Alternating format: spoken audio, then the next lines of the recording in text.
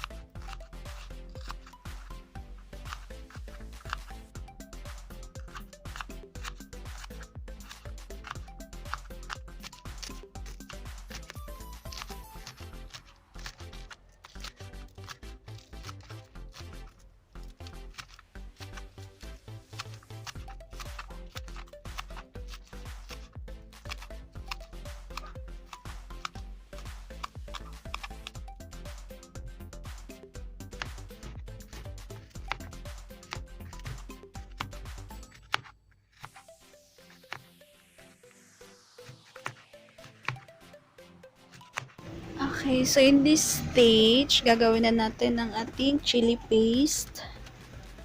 Mix the rice, cooked rice flour at ng chili powder, Korean chili powder, and then mix them well.